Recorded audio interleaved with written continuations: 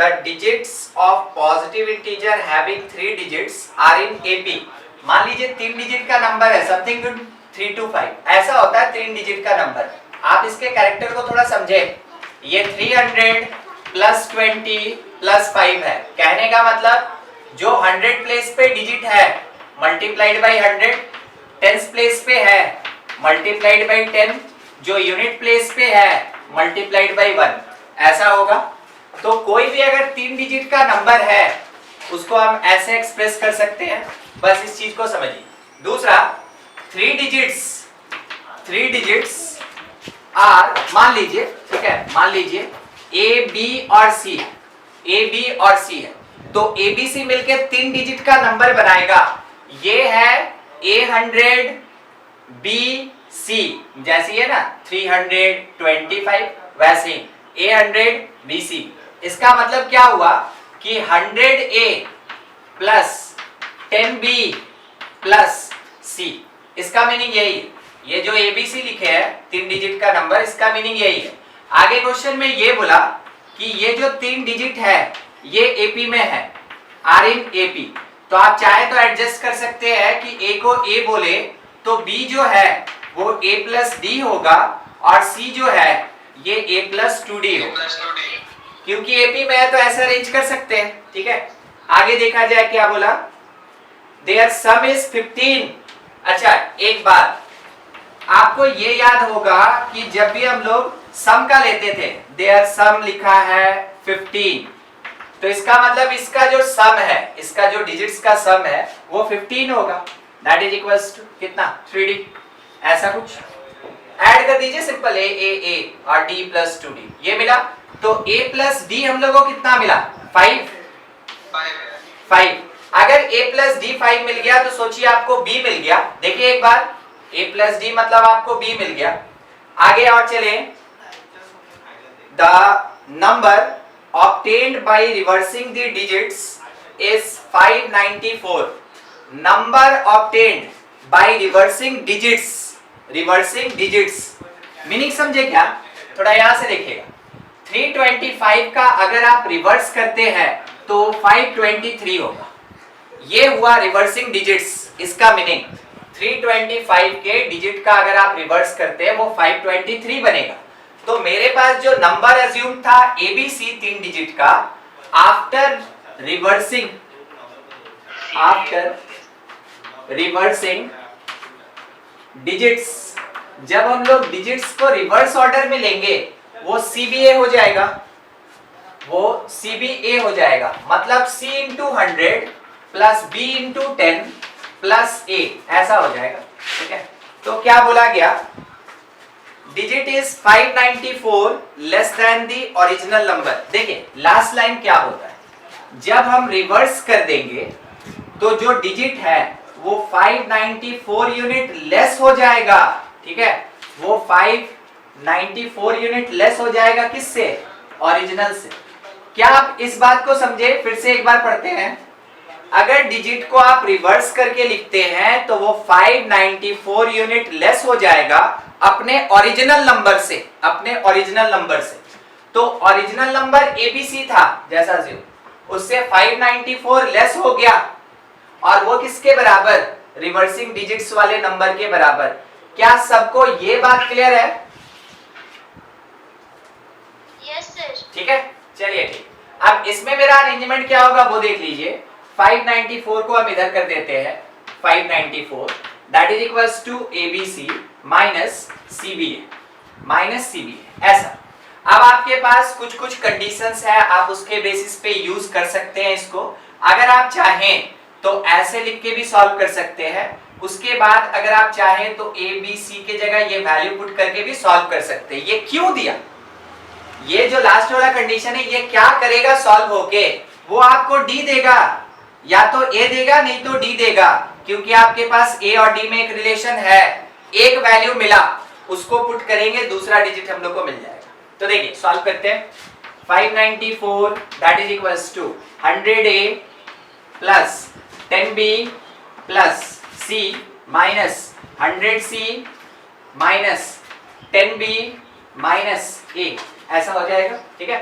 कहीं कुछ दिक्कत होगा, नहीं समझ में आएगा, जरूर पूछेंगे। सॉल्व करके 99a, b का सवाल है पूरा कैंसिल हो गया, c का सवाल है -99c। ठीक है, तो मेरे पास 594 is equals to 99 common a minus c। अब दिखाते हैं क्या करना चाहते हैं। c ना, c और c का मतलब क्या होगा, a plus 2d, a plus 2d। तो यहाँ पे लिखेंगे a माइनस 2d हो जाएगा। ये है 99 से डिवाइड कर दिए, a और a कैंसिल हो गया मेरा, 99 से डिवाइड किए, कुछ कटेगा क्या? हाँ, देखिए ना, 9 से 11 टाइम में और 9 से देखिए 66 टाइम में कैंसिल हो रहा है, चेक कीजिए तो सही है। 9 से 9 6 टाइम में 54 बच गया 5, फिर 9 6 टाइम में 54। चलिए ठीक है, उसका काम खत्म। ठीक, अब उसके बाद 11 से जब हम लोग इसको कैंसिल करेंगे, ये 6 टाइम में, कहने का मतलब है 2d मेरे पास कितना आया, या -2d ही कितना आया, 6। तो मेरे पास d का वैल्यू क्या मिल गया, -3। d का वैल्यू आ गया -3। ठीक, वही चीज बोले थे ना, वो इसीलिए रिलेशन है ताकि आप ये a या d निकाल दें। जैसे मेरे पास d आया, यहां पुट करेंगे, a का वैल्यू आएगा, d था -3, तो 5 minus of -3 that will be equals to 8। a8 d -3, a8 d -3, उसके बेसिस पे from assumed 3 digits, from assumed 3 digits। देखिए assumption तो यहां से स्टार्ट हुआ था ना, तो इस assumed 3 digits के बेसिस पे a b c का वैल्यू निकालेंगे। a का वैल्यू a के बराबर यानी 8 हो गया, b का वैल्यू a प्लस d के बराबर यानी 8 माइनस 3 यानी 5 हो गया, और c का value 8 plus a plus 2d, कहने का मतलब है 8 माइनस 6 यानी 2 हो गया। a 8, b 5 और c कितना 2। तो मेरा 3 डिजिट नंबर जो होगा, 3 digit number that is abc, और ये abc क्या बन गया यहाँ पे 852, इट इज 852। क्लियर है, समझे कैसे निकला? चलिए ठीक है, हाँ नोट करेंगे, इसमें कहीं भी कुछ समझने में दिक्कत हो जरूर बताएं। आपका सॉल्यूशन यहाँ से स्टार्ट है, ठीक है, सॉल्यूशन यहाँ से स्टार्ट है। ऊपर वाला तो समझा रहे थे प्लस डी करके भी तो इसको सॉल्व कर सकते थे ना। बिल्कुल। देखिए क्या हुआ ना, मेरा अजम्पशन पहले हम कर लिए, बाद में देखिए कि क्वेश्चन में सम दिया है, समझे आप? हम अजम्पशन पहले कर लिए, बाद में देखे कि क्वेश्चन में सम दिया है, तो हम इसको ऐसे ही बना दिए। अगर हम ये चीज पहले देखते हैं कि हाँ सम भी दिया है, तो मेरा अजम्पशन ऐसा ही होता, a माइनस डी, a और a प्लस डी ही होता। इससे भी बना सकते हैं आप इस क्वेश्चन को, कोई दिक्कत नहीं, उससे ही बना सकते हैं। सर तो a प्लस मतलब बुक में सॉल्यूशन जो दिया हुआ है उसमें a प्लस डी को 100 से मल्टीप्लाई किया हुआ है उसमें सर। a प्लस डी को 100 से मल्टीप्लाई किया हुआ है, ये इसका कोई जरूरी नहीं है, इसका कुछ वैसा है ना, जरूरत नहीं है। देखिए बुक क्या किया ना, बुक तो पूरा क्वेश्चन पढ़ा एक साथ। अब वो क्या देखा कि ये लाइन जब हम डिजिट को रिवर्स कर रहे हैं, तो वो कम हो जा रहा है, लगभग 500 कम हो जा रहा है। इसका मतलब C और A में से बड़ा कौन होगा? इसका मतलब C और A में से बड़ा कौन होगा? A। नहीं समझे? अच्छा ठीक, सुनिए, हाँ ठीक है, सुनिए, हम आपको दिखाते हैं। मेरा ABC आया ना 852, ये कौन है? ABC। अगर हम CBA लिखेंगे, तो वो क्या लिखेंगे? 258 लिखेंगे, ठीक है। तो अगर हमको ये पता है कि ये लार्जर नंबर है और ये स्मॉल नंबर है, अगर ये हमको पहले से पता है, तो पहले से कैसे पता है? क्वेश्चन में तो बोला ना, जब आप रिवर्स कीजिएगा वो छोटा हो जाएगा, मतलब C छोटा है किससे? A से। क्या आप इस लाइन को अब समझे? Yes sir. हाँ, तो उसको पता है कि C छोटा है A से, इस कारण से वो A को ही सबसे बड़ा नंबर लिया। A माइनस डी, A और A प्लस डी में सबसे बड़ा कौन? ए प्लस डी। तो या तो आप इसको सी बी ए लिखिएगा, नहीं तो ए बी सी लिखिएगा, ऐसे लिखिएगा। तो अगर आपको ये पता है कि a बड़ा होगा c से, तो ऑब्वियस सी बात है जो बड़ा नंबर है a प्लस डी वो a आप ले सकते हैं, ठीक है, कोई दिक्कत, आप ये काम कर सकते हैं। वो बुक में वही काम किया। मगर मेरा एक सजेशन है, आप बुक का देख लिए कैसे बनाया, मेरा देख लिए कैसे बनाया, आपके पास दोनों नोट किया हुआ है। हम आपको बोल रहे हैं एक बार ट्राई करके जरूर देखिए। आप इसको a अज्यूम कीजिए, आप इसको b अज्यूम कीजिए और इसको c अज्यूम कीजिए, देखिए क्या आता है, ठीक है, करके देखिए। जब तक एक बार सॉल्व नहीं कीजिएगा कुछ पता नहीं चलेगा, ठीक है, समझ गए, आगे बढ़े। अच्छा आगे देखिएगा, एक और डाउट था। क्वेश्चन ये है, if 4 numbers are in AP such that their sum, ठीक है, क्वेश्चन इस बार थोड़ा आगे तक पढ़ लिए हम। सम दिया है 50 and the greatest number is 4 times, greatest number is 4 times the least, ठीक है, greatest number is 4 times the least, then the numbers are, numbers क्या क्या होगा ये चाहिए। और कितना नंबर है, 4 नंबर। तो जब मेरे पास सम दिया तो वो 4 नंबर क्या होगा, हम लोग कैसे अज्यूम करते हैं, a minus 3d, a minus d, a plus d और a प्लस 3d, यही चीज लिखे थे ना हम लोग। जब 4 नंबर रहेगा तो अजम्पशन मेरा ऐसा होना चाहिए। इसके बाद क्वेश्चन में दिया सम, तो अकॉर्डिंग टू क्वेश्चन पहला कंडीशन फुलफिल करेंगे, सबको ऐड करेंगे, तो बच गया 4a, it will be equals to 50। कहने का मतलब a का वैल्यू कितना, 25/2, 25/2, बस इतना रहने दीजिए। अगली बार इस कंडीशन को लगाइए, ग्रेटेस्ट नंबर देख के हम लोगों को तो लग रहा है यही ग्रेटेस्ट है, तो a plus 3d is 4 times the least, देख के पता चल रहा है ये लिस्ट है a माइनस 3d। यहाँ पे आपको a का वैल्यू मिला है, पुट करके सॉल्व करेंगे। उससे पहले एक चीज, ये जो है ना मल्टीप्लाई किए 12 हो गया, इधर भेज दिए 15d हो गया, 4a माइनस a 3a हो गया। अब आप a का वैल्यू पुट कीजिए, आपको बहुत अच्छे से आंसर मिल जाएगा। 3/15, a का वैल्यू था 25/2, तो 3 से ये 5 टाइम में, 5 से ये 5 टाइम में मीन्स 5/2। देखिए दोनों चीज सामने है, a कितना मिला 25/2 और d कितना मिला 5/2, दोनों चीज मिल गया। अब क्या नंबर्स निकाल लीजिएगा कि वो कैलकुलेट कर दें, हो जाएगा, निकाल लेंगे सर। ठीक ठीक। और है किसी का कोई डाउट? देखिए अगर किसी का डाउट भी बताया जा रहा है ना, उसमें से भी अगर कुछ दिक्कत होगा, नहीं समझ में आएगा, आप पूछ लेंगे, ठीक है। सबसे पहले क्वेश्चन में ध्यान दीजिए कि क्वेश्चन को पढ़ के हम स्टार्ट कैसे करें, वो मेरे दिमाग में कैसे है। उसके बाद मेरे पास 2 कंडीशन किस लिए दिया, तो हम बार बार रिपीट किए हैं, एपी में 2 कंडीशन इसीलिए दिया होता है ताकि आप ए और डी कैलकुलेट कर सकें, ठीक है। ऐसे सोच के, हर एक क्वेश्चन को ऐसे सोच के बनाना है। कंप्लीट कीजिए, हो जाएगा तो बोलिए। सर हाँ बोलिए। सर मेरे स्कूल में ट्रिग्नोमेट्री स्टार्ट हो गया।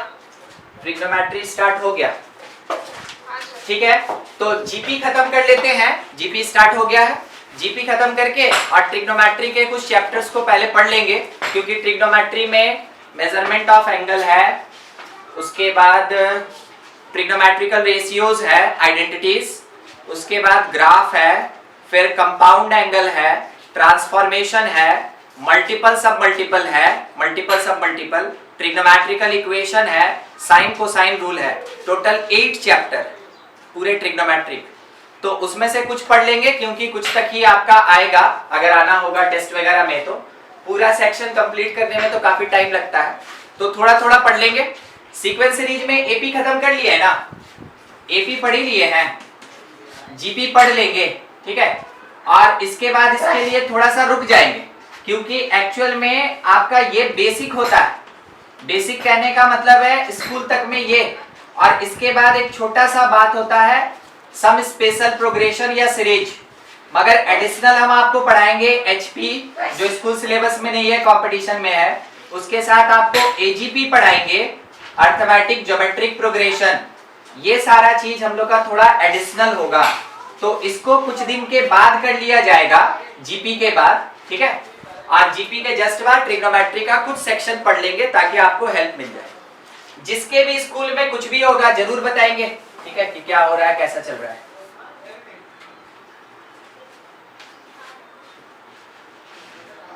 अब बड़ा बड़ा सेक्शन ही बचा है, छोटा छोटा चैप्टर्स जो है वो मिसलेनियस में चला जाएगा। nth टर्म ऑफ जीपी, तो इसका दो पार्ट होता है ना, एक होता है nth टर्म फ्रॉम बिगिनिंग, और आपको याद होगा कि इसके लिए फॉर्मूला हम लोग पढ़े थे a into R to the power n-1, a being first term और r जो था it is the common ratio, ये कॉमन रेशियो हुआ करता था। और r निकालने का फॉर्मूला हम लोग पढ़े थे कि सेकंड टर्म में डिवाइड करना है फर्स्ट से, या फिर थर्ड में डिवाइड करना है सेकंड से, या फिर फोर्थ में डिवाइड करना है थर्ड से। मींस कॉन्सेक्यूटिव टर्म का अगर डिवीजन, कॉन्सेक्यूटिव टर्म का रेशियो अगर सेम आ गया, इसका मतलब है कि वो जो टर्म्स प्रोवाइडेड है वो जीपी में है, ठीक है। ये चीज कर चुके थे, थोड़ा सोच के जवाब दीजिएगा। अगर बोला गया pth टर्म फ्रॉम एंड, अब इसका कैलकुलेशन करना है, उसके लिए हम आपके सामने डेटा रखते हैं, जब पूछेंगे एकदम बोलिएगा, कोई टर्म अगर दिक्कत होगा समझने में बताइएगा। a1 a2 a3 a4 से लेके an तक मान लीजिए जीपी में है, ठीक है। तो a1 के जगह हम लोग जीपी का सीखे हैं a लिखते हैं, a2 के जगह ar, a3 के प्लेस पे ar स्क्वायर, a4 के प्लेस पे ar क्यूब पुट करते हैं, और फाइनली an के जगह पे ar to the power n-1, ये जीपी में होगा। बस इसी चीज को जीपी कहा था तो ऐसे लिख दिया, ठीक है। अब देखिए pth टर्म फ्रॉम एंड चाहिए, उसके पहले सेक्शन पे बात करते हैं। If total number of terms given and equals to n, जब आपके क्वेश्चन में जीपी के सीरीज का total number of terms provided होगा और pth टर्म फ्रॉम एंड पूछेगा तो आपको क्या करना है। जब total number of terms provided होगा तब क्या करना है, आप ऐसे लिखेंगे कि pth टर्म, बस ये लाइन याद होना चाहिए, pth term from and that is equals to n-p plus 1th term from beginning। बोलिए कहीं देखे हैं क्या ये लाइन? yes so AP में भी जब pth टर्म फ्रॉम एंड निकालते थे उसके लिए भी यही कंडीशन था, एग्जैक्टली यही लाइन था, बस डिफरेंस कहाँ आएगा, इसके कैलकुलेशन। कहने का मतलब है pth term from end that is equals to, pth term from end is equals to, आप कह सकते हैं कि उस जीपी का n-p plus 1th टर्म निकालना है, कहां से, बिगिनिंग से।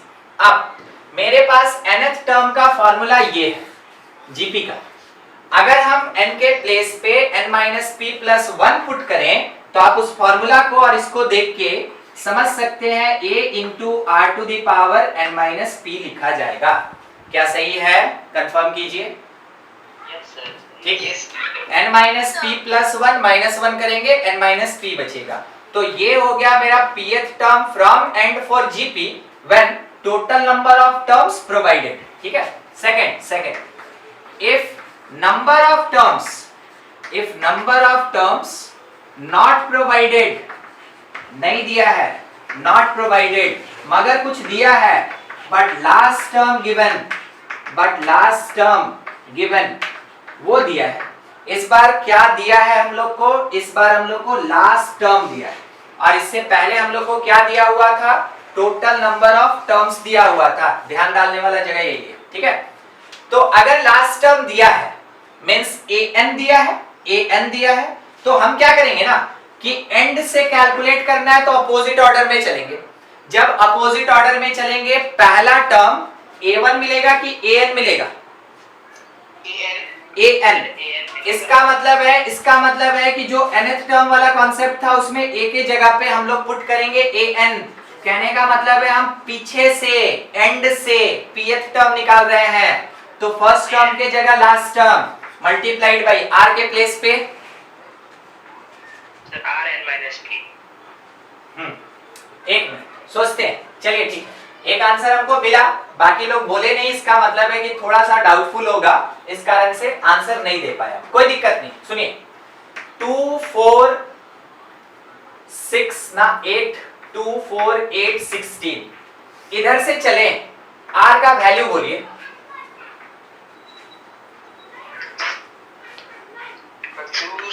टू, तो ये जो है ये फर्स्ट टू एंड या लास्ट है।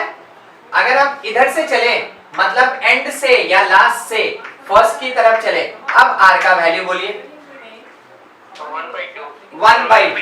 1/2, बस ये चीज समझना था, ठीक है। तो क्या हुआ कि जब हम लोग लेफ्ट से राइट की तरफ जा रहे हैं, फर्स्ट से लास्ट की तरफ जा रहे हैं, उस समय मेरा कॉमन रेशियो आर है। तो जब हम अपोजिट डायरेक्शन में आएंगे तो उस समय क्या होगा, वो 1/r बन जाएगा। वो क्या बन जाएगा, 1/r। जब आप एंड से चलेंगे फर्स्ट बिगिनिंग की तरफ, वो 1/r बनेगा, और इसके पावर में सिंपल p माइनस, उसके पावर में p माइनस 1, क्योंकि आप pth टर्म निकाल रहे हैं। देख लीजिए क्या फॉर्मूला है। अच्छा, अगर इसी को थोड़ा अरेंज करके हम ये बोले कि देखो भाई ये क्या लिखा है, r to the power 1 minus p, आप क्या बोलिएगा, सही लिखे कि गलत? गलत सर। चलिए ठीक, सही गलत दोनों आंसर मिल गया। सही है सर, सही है, सही है सर। कोई इशू नहीं है ना, अरे कोई बात नहीं, ठीक है। सबका आंसर नहीं मिला, इस कारण से हमको थोड़ा सा फिर से एक बार डील करना होगा। 1/r to the power p minus 1, 1/r मतलब रेसिप्रोकल ऑफ r, तो इस चीज को r to the power -1 to the power p minus 1 लिखेंगे। अप टू 2 प्लेस, उससे ज्यादा नहीं, अप टू 2 प्लेस जब पावर का पावर होता है, ये दोनों मल्टीप्लाई होता है। केवल कितना बोले, रेस्ट्रिक्शन है अप टू 2 प्लेसेस, 2 से ज्यादा नहीं, अप टू 2 प्लेसेस जब पावर का पावर होता है तो वो दोनों पावर आपस में मल्टीप्लाई हो जाता है। तो -1 के साथ p माइनस 1 को मल्टीप्लाई किए, ये हम लोगों को प्रोवाइड किया 1 माइनस p। तो ये जो पूरा का पूरा स्ट्रक्चर है, एक्सप्रेशन है, उसको r to the power 1 minus p भी लिखा जा सकता है। तो आपको हम एक सजेशन दे रहे हैं कि आप इसी फॉर्मूला को याद रखें। कहां से कहां तक, यहां, ठीक है। मगर एक एक्सटेंडेड पार्ट के तौर पे हम इसको ऐसा लिख दिए हैं, क्योंकि हो सकता है आपके किसी क्वेश्चन में ये दिया हो, तो आपको समझ में आना चाहिए कि वाकई में क्या है। जब कुछ कैलकुलेशन करना होगा, बहुत स्ट्रेट फॉरवर्ड रहिएगा, इस फॉर्मूला को यूज कीजिएगा। बाय द वे, अगर किसी क्वेश्चन में ये गिवन रहता है, if the pth term from end of any GP is यहाँ an r to the power 1 minus p, आपको समझ में आना चाहिए कि वो इसी का बात कर रहा है। इसका मतलब है कि हम इधर से चल रहे हैं, तो जो r का वैल्यू मिल रहा है वो 1/r है, ठीक है। देखिएगा थोड़ा सा, अब इसी लाइन पे एक चीज पूछना चाहते हैं। अगर आपसे ये बोला pth term from and that is equals to x into y to the power 1 minus p, ठीक है, x into y to the power 1 minus p। बहुत सिंपल सा क्वेश्चन पूछा, find common ratio of GP, बोलिए क्या answer दीजिएगा, common ratio of GP. गलत हो गया, हाँ 1/y। देखिए ये छोटा छोटा चीज है जिसमें वो आपको फंसा सकता है, ठीक है, वो आपको फंसा सकता है। आप यहाँ पे देखें ना, अगर p माइनस 1 है तो जो दिया है वही कॉमन रेशियो होगा, ठीक है, जो दिया है वो। अगर यहाँ पे 1 माइनस p है तो जितना है उसका रेसिप्रोकल लेके चलेंगे, जितना है उसका रेसिप्रोकल लेके चलेंगे। बस इस बात को कंफर्म कर लीजिएगा। यहाँ पे अगर यहाँ पे लिखा है y, ठीक है, y, तो उस समय मेरा pth टर्म फ्रॉम एंड में कॉमन रेशियो, फिर से कोई कुछ बोलना चाहेगा, बोल दीजिए। शुभजीत एक बार रिपीट कीजिए ना अपना आंसर। No sir. अरे बोले आंसर रिपीट कीजिए, तो आंसर दिए थे एक बार। 1/y। तो और कोई हमको y भी बोला था शायद, दोनों सुने थे हम सर, हमें बोला था सर। अगर हम p माइनस 1 लेके चले, p माइनस 1, तो देखिए 1/r is the common ratio, 1/r is the common ratio, किधर से किधर, एंड से बिगिनिंग की तरफ।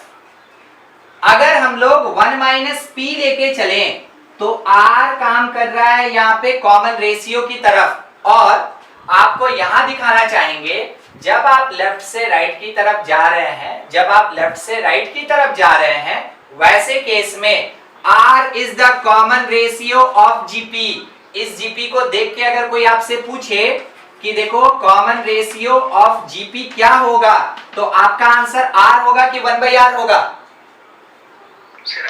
r, आपका आंसर r होगा ना। अभी मेरा जो क्वेश्चन था वो क्या बोला, PF find difference of third and fifth term from and, fifth term from end of GP 3, 12, 48 and so on, containing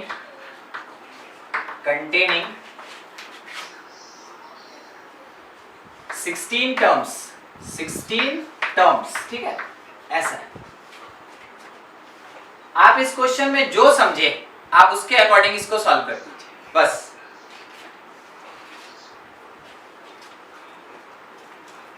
और आंसर आ जाए तो दे दीजिएगा। 1032 ओ बहुत बड़ा है, 1032192, ठीक है। यस सर, ठीक, माइनस के प्लस में ही है। Yes sir, plus. चलिए ये एक आंसर आया है, ठीक है। चलिए चेक किया जाए। सबसे पहला चीज डेटा कलेक्ट करना है। हाँ सर 3 - 5 - 3, बस इसीलिए तो, हाँ इसीलिए हम आपको क्वेश्चन में एक बात बोल के हटे थे, आपको क्वेश्चन में जो समझ में आता आप उसके अकॉर्डिंग आंसर निकालिए, ठीक है। क्योंकि कभी कभार है ना खुद से फेस करना है, हम तो बीच बीच में बताते चलेंगे। अब जैसे हम डिस्क्राइब करना स्टार्ट किया हम हर चीज बताएंगे, मगर आपको ये देखना है कि कैसे आपका सोच और मेरा सोच थोड़ा सा डिफरेंट हो रहा है या सेम हो रहा है। तो सेम हो रहा है तो बहुत बढ़िया, क्वेश्चन को देखने का दोनों का नजरिया सेम होना चाहिए। अगर कहीं डिफरेंस होता है तो आपको सीखना है कि कैसे बदलें, कैसे समझें, ठीक है। ठीक है मिनाल, थोड़ा सा पेशेंस, देखा जाए। क्वेश्चन जब सॉल्व करेंगे ना, पहला चीज डिफरेंस किसका, थर्ड एंड फिफ्थ का, तो 3 - 5, तो एंड से 3 from and, -3, 5 fifth from end. ये चीज चाहिए था कि क्या होगा, ठीक है, ये क्या होगा। अच्छा अगला, फ्रॉम एंड ऑफ जीपी, ठीक है। तो एंड ऑफ जीपी ये अगर कहा गया फ्रॉम एंड, एक वर्ड छूट रहा था, फ्रॉम एंड ऑफ जीपी। अब हमको डेटा कलेक्शन कैसे करना है, ए चेक करना होगा कितना है, तो ए हम लोग देख ले 3, आर निकालना पड़ेगा कितना होगा, तो 12 डिवाइडेड बाई 3 इज 4। उसके बाद हमको चाहिए n, अगर देखेंगे दिया है कि नहीं दिया, तो हाँ दिया है 16, ये मिल गया। अगर नंबर ऑफ टर्म्स प्रोवाइडेड, तो जो यहाँ 2 कंडीशन बताए थे उसमें से फर्स्ट कंडीशन लगेगा। फर्स्ट कंडीशन के अकॉर्डिंग आप जब निकालेंगे थर्ड टर्म फ्रॉम एंड, तो आप इसको लिखेंगे कैसे, ये t यहाँ पे n माइनस p और +1, कुल मिला के ये हो गया कितना 14, ये 14, तो t14 निकालते हैं। t14 जब निकालेंगे लिखेंगे a into r to the power 14 - 1 यानी 13। a का वैल्यू a 3, r का वैल्यू 4 टू दी पावर 13। इसको सॉल्व नहीं किया जाता, इसको ऐसे ही छोड़ दिया जाता है। जब इतना बड़ा पावर आ जाए तो मुश्किल से 4 से 5 पावर तक सॉल्व करेंगे, 4 to 5 तक, उसके बाद पावर के फॉर्म में ही छोड़ देंगे। अगला, फिफ्थ टर्म फ्रॉम एंड से फिफ्थ टर्म, तो ये कहा जा सकता है t16 - 5 + 1, ये कितना आ गया मेरे पास 12, ठीक है, t12। तो T12 जो होगा इसके लिए a into r to the power 12 minus 1 means 11, a का वैल्यू 3, r का वैल्यू 4 और 12 माइनस 1 11 मिल गया। हमको ये पता है कि हमको निकालना क्या है, उसके according 3 into 4 to the power 13 minus 3 into 4 to the power 11, 4 to the power 13, 4 to the power 11।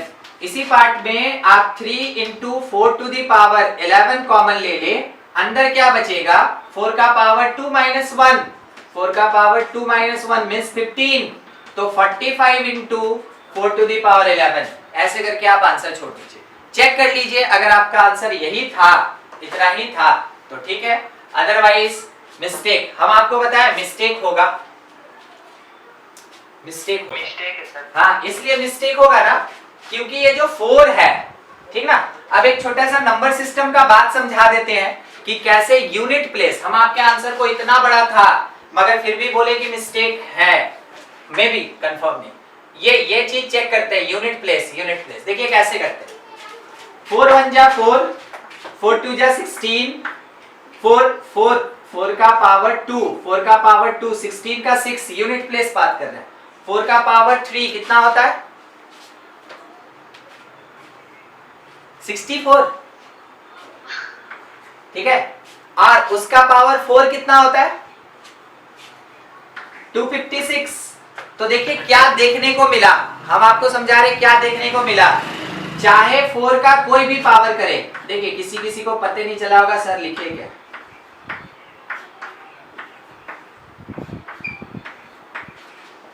Four का पावर 1 4 होता है, 4 का पावर 2 16 होता है, 4 का पावर 3 64 होता है, 4 का पावर 4 जो है ये 256 होता है, ठीक है। अब देखिए हम क्या लिखे हैं, यूनिट प्लेस का डिजिट्स लिखे, यूनिट प्लेस का डिजिट्स लिखे, देखिए तो इसका मतलब ये पता चला कि हर एक 2 डिजिट के बाद रिपीटेशन होता है, यानी कि आप कंसेक्यूटिव पावर बढ़ाते जाइए, यूनिट प्लेस पे 4 6 4 6 4 6 4 6 अल्टरनेटली आता जाएगा यूनिट प्लेस पे। अगर मेरे पास यहाँ 11 है तो हर एक 2 पे 4 का इंटरवल चेंज कर रहा है, तो इस 11 को 2 से डिवाइड कीजिए तो कितना बचेगा रिमाइंडर 1। इसका मतलब है कि 4 टू द पावर 11 के यूनिट प्लेस पे 4 आएगा, 4 टू द पावर 11 के यूनिट प्लेस पे 4 आएगा, और अगर ये 4 5 से मल्टीप्लाई होगा तो 20 देगा, यानी कि मेरा जो भी आंसर आएगा उसके यूनिट प्लेस पे 0 आना चाहिए, 0। ऐसे हम लोग चेक करते हैं, और आंसर आया है सर, ठीक है 2 4 5 7 6 0। हाँ ठीक है, मतलब यूनिट प्लेस पे 0, वो केवल आपको एडिशनल पार्ट समझा रहे थे नंबर थ्योरी का, ठीक है, बाकी तो आप सॉल्व करके इसको निकाल लेंगे जो आएगा, अदरवाइज यही ऑप्शन में रह सकता है, ठीक है। चलिए ठीक, नोट किया जाए, कुछ भी दिक्कत हो एकदम यूनिट प्लेस वाला आपको अलग से ना परम्यूटेशन कॉम्बिनेशन में पढ़ाएंगे, कभी कभार क्या होता है उससे क्वेश्चन देता है, वो आपके सिलेबस में है नहीं, मगर नंबर सिस्टम क्योंकि आपके सिलेबस में लिखा है, सेट में नंबर सिस्टम भी आता है, इसलिए यूनिट प्लेस पे कौन सा डिजिट होगा ये भी क्वेश्चन पूछा जाता है, और ये स्कूल लेवल का क्वेश्चन नहीं होता है, ये हमेशा कंपटीशन लेवल का क्वेश्चन होता है। तो आपको परम्यूटेशन कॉम्बिनेशन में वो चीज हम सिखलाएंगे भी जो अभी यहाँ बता रहे थे, ठीक है। आगे देखिए, ये था एंड से कोई टर्म कैलकुलेट करना, एक क्वेश्चन हम देखे थे,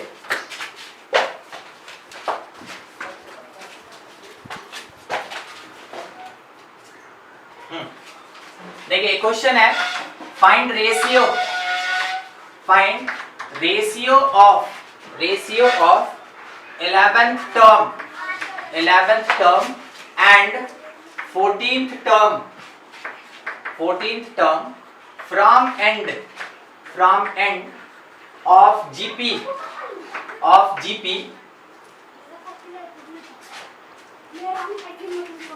1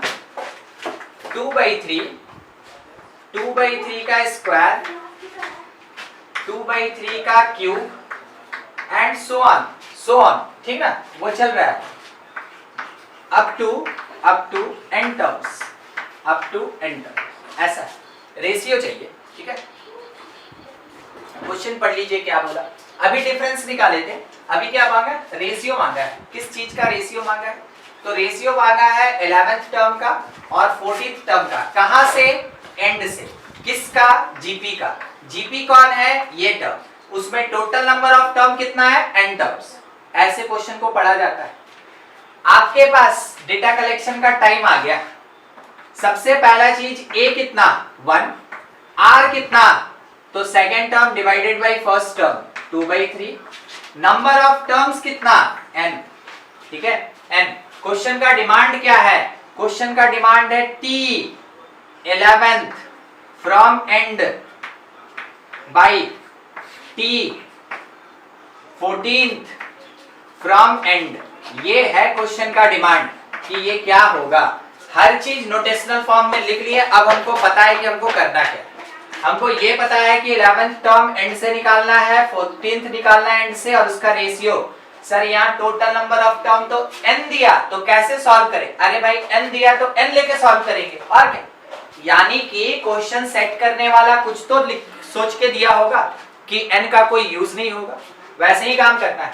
तो पहला t11th from end that is equals to tn-11 plus 1 from beginning. ये चीज लिख ली, और इसका मतलब ये हुआ कि tn-10 चाहिए। ठीक है, अच्छा t14th from end, 14th term from end that is equals to, direct लिखें, tn-13 चाहिए, n-13। अब इतने के बाद जो रेशियो डिमांड किया ना, सीधा उस पे आते हैं। तो tn-10 divided by tn-13 is equals to a into r to the power n-10 minus 1, और डिवीजन में a into r to the power n-13 minus 1। ये होगा। इसी पार्ट को लिखें। लिखने से पहले a को कट कर लेना चाहते हैं, उसके बाद r टू द पावर ध्यान से n-11 और माइनस, ये नीचे से ऊपर गया, n-14। देखिए प्लस का n माइनस का n कैंसिल, 14 माइनस 11 3 होता है, यानी r टू द पावर 3। अब देखिए r मेरे पास कितना था? 2/3, तो 2/3 का पावर 3, और ये कुल मिला के आएगा कितना? 8/27। ये सॉल्व करके कितना मिलेगा? 8/27। आपको स्टार्टिंग में ऐसा नहीं सोचना है कि ये n दे दिया तो अब कैसे बनाए। हम तो बनाए हैं जब 16 टर्म 20 टर्म्स ऐसे देता है, कोई बात नहीं। क्वेश्चन देने वाला सोच के दिया है कि स्टूडेंट इसको सॉल्व चाहे तो कर सकता है, बस उसको समझ में आना चाहिए कि क्या दिए, क्या चाहिए, उसके अकॉर्डिंग अगर अरेंज करेगा तो वो आराम से आंसर निकाल सकता है। इसलिए जब रेशियो बोले ना, रेशियो बोले इसलिए दिखाए, रेशियो अगर डिमांड करेगा, ना आपको a का जरूरत है, ना ही आपको टोटल नंबर ऑफ टर्म्स का जरूरत है, आपको केवल किस चीज का जरूरत है? r का जरूरत है। ठीक है, अगर r रहेगा आप फाइनल आंसर दे सकते हैं। नोट कीजिए इसको, कुछ भी डाउटफुल है पूछ लीजिए। में थोड़ा कैलकुलेशन लेंदी जाता है। ठीक है, देखिए if the nth term of GP, ये क्वेश्चन में दिया है, nth term of GP 2, 8, 32 and so on is 131072। बोला क्वेश्चन में फाइंड n and ये एडिशनल हम खुद से लगा दे रहे हैं, and ratio of third term, third नहीं,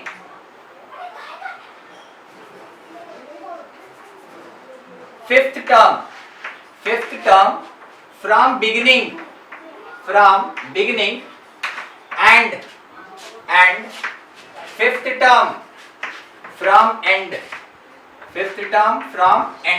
ये चाहिए। देखिए क्वेश्चन क्या कह रहा है, सबसे पहले भाई n निकालो, पहला तो सवाल वही खत्म, n निकालो। दूसरा सवाल ये है, रेशियो फाइंड करना है, बिल्कुल इस क्वेश्चन की तरह रेशियो फाइंड करना है। किसका? फिफ्थ टर्म का। कहां से? बिगिनिंग से। और किसका? फिफ्थ टर्म का। कहां से? एंड से। ठीक है, यानी क्वेश्चन का डिमांड क्या है इतना हम लिख दे रहे हैं यहाँ पे, बाकी आपको खुद से सॉल्व करना है कि T5 फ्रॉम एंड और divided by T5 from beginning, पहले वो ना बिगिनिंग पहले और बाद T5 फ्रॉम एंड, ये रेशियो क्या होगा ये चाहिए सेकंड क्वेश्चन, और फर्स्ट क्वेश्चन है कि n क्या होगा ये चाहिए। ठीक है, सॉल्व कीजिए।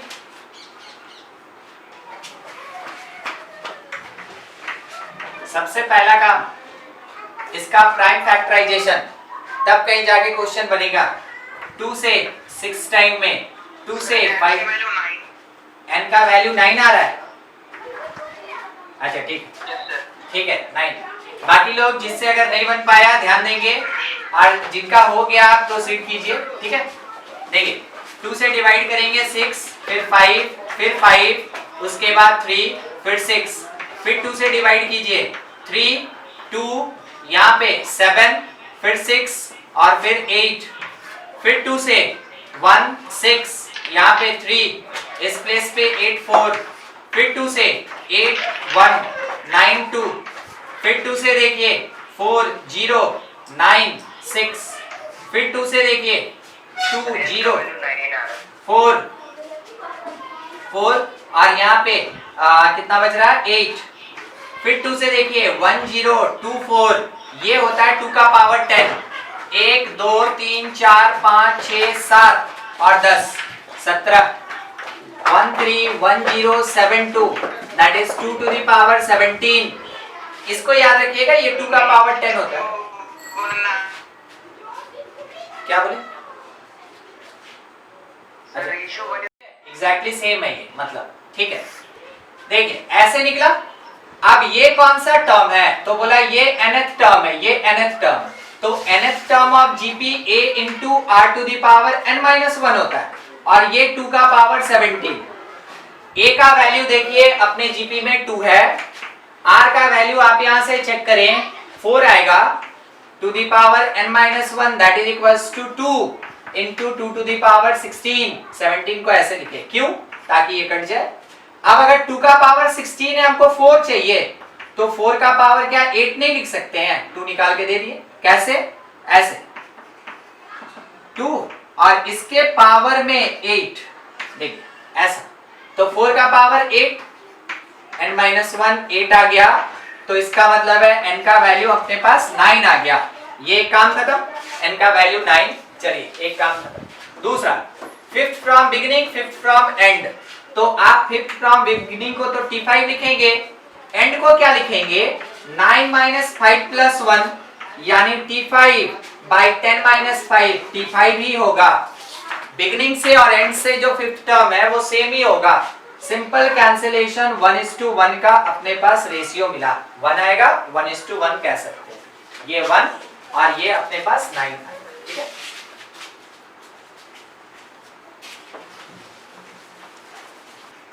First term of GP is A and last term यानी nth term is B। Find, question ये है find product of each term, हर एक टर्म का प्रोडक्ट फाइंड कीजिए क्या होगा। तो देखिए अगर मेरे पास जीपी है और उसका प्रोडक्ट मांग रहा है हर एक टर्म के लिए, तो पहले थोड़ा सा अरेंजमेंट कर लें, डेटा देख लें क्या है। फर्स्ट टर्म यानी A1 जो है वो तो A है, और जो nth टर्म AN है वो B है। ठीक, अगर हम लोग जीपी को लिखें तो जीपी को ऐसे लिखेंगे A AR square AR³ and so on, lastly कहां जाएंगे AR⁻n - 1 तक, यहां तक जाएंगे। अब इन सारे टर्म का वो प्रोडक्ट मांग रहा है, क्वेश्चन इन सारे टर्म का प्रोडक्ट मांग रहा है, तो जो प्रोडक्ट होगा दैट इज इक्वल्स टू, देखना है हम लोग को कि किसके बराबर होगा, तो A into AR square so on AR⁻n - 1 तक। देखते चलिए कैसे होगा। A कितने टाइम्स मल्टीप्लाई हुआ, n टाइम्स, तो A⁻n। अब R का बारी आया, R मल्टीप्लाइड है, बेस सेम है, मल्टीप्लिकेशन है, पावर ऐड होता जाएगा से लेके कहां तक n - 1 तक। क्या आप इस लाइन को समझे? r to the power 1 plus 2 plus 3 ऐसे करके n माइनस 1 तक? नहीं? Yes sir. हाँ, ठीक। अगर किसी को नहीं समझ में आया तो फिर से एक बार रिपीट कर रहे हैं, बेस सेम है और मल्टीप्लीकेशन है तो जो भी कॉन्स्टिट्यूटिव पावर होगा वो सब ऐड होता जाएगा, कहां तक? n-1 तक। ये कंप्लीट पावर है, ये r का पावर है। और देखिए ये एक एपी है और आपको एपी में इसका सम बताया भी गया है, ये एपी है और एपी में इसका सम बताया भी गया है। a to the power n into r to the power, ये कितना आएगा? n-1/2 आएगा, n इंटू n-1/2 आएगा। अब उसके बाद हमको आंसर तो लेके आना है a और b के फॉर्म में, क्योंकि a और r तो मेरे क्वेश्चन में है नहीं, तो हम लोग क्या करेंगे, ऐसा ही कोई अरेंजमेंट करेंगे। किस तरीके से? देखिए an लिखा, ठीक है, an, तो हम लोग क्या करते हैं, इसको n/2 और इंटू a का पावर n/2 ऐसे लिख सकते हैं ना, इसको ऐसे, ठीक है। अगली बार यहां से r to the power n-1 और इसके पावर में n/2, बोलिए सही है? यस सर सही। चेक करना होगा आपको। पावर का पावर होता है अप टू 2 प्लेसेस, वो मल्टीप्लाई होता है, मल्टीप्लाई करके देखिए इसके बराबर आएगा। अब इससे क्या फायदा होगा, देखिए इससे क्या फायदा होगा, n/2 सेम पावर, ये a अंदर चला जाएगा ब्रैकेट के, तो एक बच गया n/2 और दूसरा ऐसा हो गया a r to the power n-1 का पावर n/2। दोनों का पावर सेम था, दोनों सेम ब्रैकेट में आ गया। अगर आप ध्यान से देखें तो आपको एक चीज समझ में आएगा, इसका वैल्यू है मेरे पास an, क्या फार्मूला होता है, a r to the power n-1 होता है, तो जहां a r to the power n-1 है वहां b पुट कर सकते हैं। तो क्या लिख सकते हैं, a का पावर n/2 इंटू b का पावर n/2, ये लिखा जा सकता है। अब उसके बाद एक साथ आप मिला दें, क्योंकि पावर सेम है, तो ओवरऑल ab का whole power n/2 is answer, ठीक है। ये होगा प्रोडक्ट ऑफ ईच टर्म। हम केवल वही टर्म यूज किए जो मेरे क्वेश्चन में दिया है, हम a यूज किए, b यूज किए और नंबर ऑफ टर्म्स जो n होगा वो यूज किया गया। ये आपका फाइनल आंसर होगा, ऐसे कैलकुलेट करना है, ठीक है, नोट कीजिएगा।